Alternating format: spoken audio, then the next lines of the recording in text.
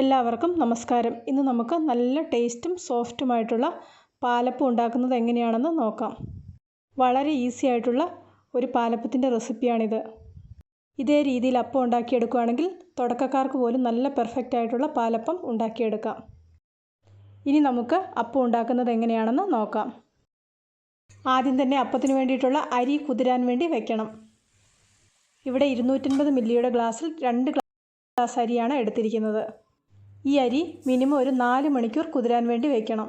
ഇതുപോലെ 2 ഗ്ലാസ് അരി എടുക്കുകയാണെങ്കിൽ 13 അപ്പം ഉണ്ടാക്കിയെടുക്കാൻ പറ്റും. സാധാരണ നമ്മൾ ഇഡ്ഡലിയൊക്കെ ഉണ്ടാക്കാൻ വേണ്ടി എടുക്കുന്ന സാധാരണ പച്ചരിയാണ് ഇവിടെ അപ്പം ഉണ്ടാക്കാൻ വേണ്ടി എടുത്തിരിക്കുന്നത്. അപ്പത്തിന് വേണ്ടി അരി എടുക്കുമ്പോൾ എപ്പോഴും പശ കുറഞ്ഞ അരി നോക്കിയിട്ട് വേണം എടുക്കാൻ. ഈ അരി കുതിരാൻ വെച്ചപ്പോൾ ഒന്ന് കഴുകിയിട്ടായിരുന്നു വെച്ചിരുന്നത്. ഇനി ഇത് ഒന്നും കൂടെ നല്ലോണം ഒന്ന് കഴുകിയെടുക്കാം. ഇപ്പോൾ 4 മണിക്കൂർ കഴിഞ്ഞിട്ടുണ്ട്. അരി കുതിർന്നു വന്നിട്ടുണ്ട്. ഈ അരി 2 പ്രാവശ്യമായിട്ടാണ് അരച്ചെടുക്കുന്നത്. പകുതി അരി ഒരു മിക്സിയിലേക്ക് മാറ്റുന്നുണ്ട്. ഇതുപോലെ അരി അരയ്ക്കുമ്പോൾ വളരെ കുറച്ച് വെള്ളം മാത്രമേ ചേർത്ത് കൊടുക്കാൻ പാടുള്ളൂ.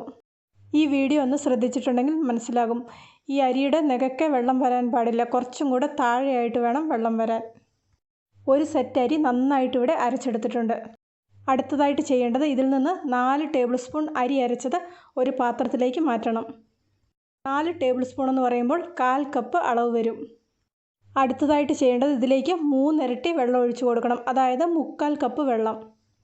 ഇത് നന്നായിട്ടൊന്ന് ഇളക്കിയതിന് ശേഷം അടുപ്പത്ത് വെച്ചൊന്ന് കുറുക്കിയെടുക്കാം. ഇതുപോലെ അടുപ്പത്ത് വെച്ച് അരി അരച്ചത് കുറുക്കിയെടുക്കുമ്പോൾ തീ നന്നായിട്ട് കുറച്ചിട്ടിട്ട് വേണം ചെയ്യാൻ. വീഡിയോ ഒന്ന് ശ്രദ്ധിച്ചിട്ടുണ്ടെങ്കിൽ ആ പാകം മനസ്സിലാകും. ഞങ്ങളുടെയൊക്കെ നാട്ടിൽ ഇതിനെ കപ്പി കുറുക്കുക എന്നാണ് പറയുന്നത്. ഇങ്ങനെ ചെയ്യുന്നത് അപ്പം നല്ല സോഫ്റ്റായിട്ട് വരാൻ വേണ്ടിയിട്ടാണ്. ഇവിടെ ഇപ്പോൾ അരി അരച്ചത് നന്നായിട്ട് കുറുകി വന്നിട്ടുണ്ട്. കുറുകി വരുമ്പോൾ ഈ ഒരു പാകത്തിലായിരിക്കും ഉണ്ടായിരിക്കുന്നത്. ഇതിനി തണുക്കാൻ വേണ്ടി വയ്ക്കാം.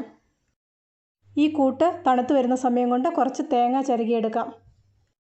ഞാനിവിടെ 1 മുറി തേങ്ങയാണ് എടുക്കുന്നത്. കൂടുതൽ വേണ്ടവർക്ക് കൂടുതൽ എടുക്കാം. ഇതിൽ നിന്ന് കുറച്ച് തേങ്ങാപ്പാലും കൂടി എടുക്കുന്നുണ്ട്. തേങ്ങ ഇവിടെ ചിരകിയെടുത്തിട്ടുണ്ട്. തേങ്ങ ചിരകുമ്പോൾ ഈ വെളുത്ത ഭാഗം മാത്രമായിട്ട് ചിരകിയെടുക്കുകയാണെങ്കിൽ പാലപ്പം ഉണ്ടാക്കുമ്പോൾ നല്ല വെളുത്ത പാലപ്പം നമുക്ക് ഉണ്ടാക്കിയെടുക്കാൻ പറ്റും. തേങ്ങ ചിരകിയതിൻ്റെ പകുതി എടുത്ത് തേങ്ങാപ്പാൽ ഉണ്ടാക്കിയിട്ടുണ്ട്. ആദ്യത്തെ സെറ്റ് അരച്ചത് ഒരു പാത്രത്തിലേക്ക് മാറ്റുന്നുണ്ട്. ഇനി രണ്ടാമത്തെ സെറ്റ് അരച്ചെടുക്കാം. രണ്ടാമത്തെ സെറ്റ് അരയ്ക്കുമ്പോൾ തേങ്ങ ചിരകിയതും കുറച്ച് ഉപ്പും തേങ്ങാപ്പാലും കൂടെ ചേർത്ത് കൊടുക്കുന്നുണ്ട്. തേങ്ങാപ്പാൽ ചേർത്ത് കൊടുക്കുമ്പോൾ നോക്കി വേണം ചേർത്ത് കൊടുക്കാൻ. അരിയുടെ നെകക്കെ വരാതെ വേണം തേങ്ങാപ്പാൽ ചേർത്ത് കൊടുക്കാൻ. തേങ്ങാപ്പാൽ വേണമെന്ന് നിർബന്ധമൊന്നുമില്ല. സാധാരണ പച്ചവെള്ളത്തിലാണെങ്കിലും അരച്ചെടുത്താൽ മതി. തേങ്ങാപ്പാലിൽ അരച്ചെടുത്തിട്ടുണ്ടെങ്കിൽ ഒന്നും കൂടെ ടേസ്റ്റ് കൂടുതലായിട്ട് കിട്ടും. രണ്ടാമത്തെ സെറ്റും ഇവിടെ നന്നായിട്ട് അരച്ചെടുത്തിട്ടുണ്ട്.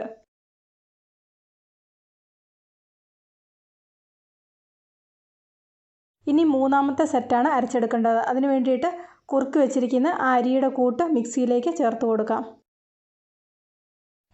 കപ്പി കുറുക്കിയ പാത്രത്തിൽ കുറച്ച് തേങ്ങാപ്പാലും കൂടി ഒഴിച്ച് അതും കൂടി ഒന്ന് ഇതിലേക്ക് ചേർത്ത് കൊടുക്കാം.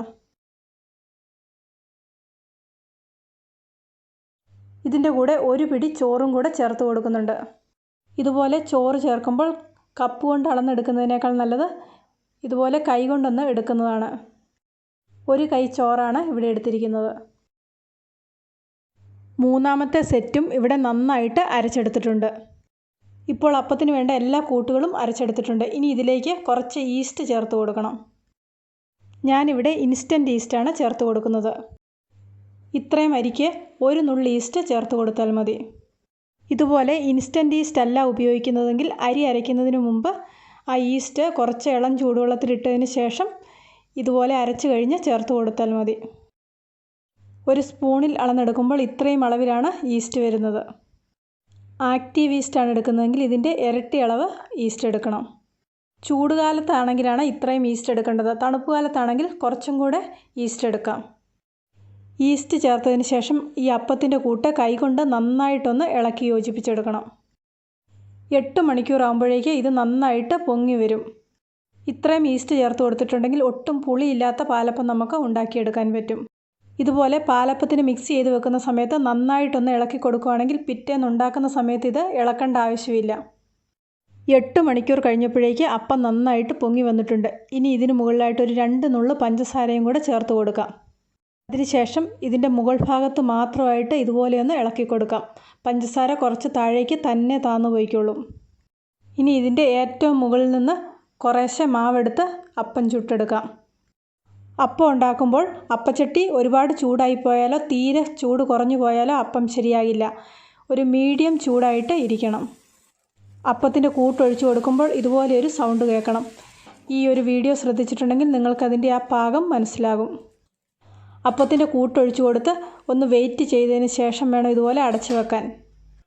ഒന്ന് വെയിറ്റ് ചെയ്തിട്ടുണ്ടെങ്കിൽ മാത്രമേ ഈ അപ്പത്തിൻ്റെ അരിയിലൊക്കെ നല്ല ഹോൾസൊക്കെ ഉണ്ടായിട്ട് വരുള്ളൂ.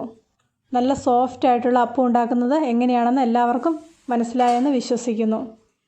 എന്തെങ്കിലും സംശയം ഉണ്ടെങ്കിൽ കമൻറ്റ് ചെയ്തിട്ടുണ്ടെങ്കിൽ ഞാൻ അതിനുള്ള മറുപടി തരുന്നതായിരിക്കും. ഇന്നത്തെ ഈ റെസിപ്പി ഇഷ്ടപ്പെട്ടെങ്കിൽ ലൈക്ക് ചെയ്യാനും ഷെയർ ചെയ്യാനും മറക്കണ്ട. കൂട്ടത്തിൽ ചാനൽ സബ്സ്ക്രൈബ് ചെയ്യാത്തവർ ആരെങ്കിലും ഉണ്ടെങ്കിൽ സബ്സ്ക്രൈബ് ചെയ്ത് റൈറ്റ് സൈഡിലായിട്ട് വരുന്ന ബെല്ലൈക്കണും കൂടി ഒന്ന് ആക്ടിവേറ്റ് ആക്കിയിട്ടുണ്ടെങ്കിൽ ഞാനിടുന്ന ഓരോ വീഡിയോയുടെയും നോട്ടിഫിക്കേഷൻ നിങ്ങൾക്ക് അപ്പോൾ കിട്ടുന്നതായിരിക്കും. പുതിയൊരു വീഡിയോയുമായിട്ട് വീണ്ടും കാണാം.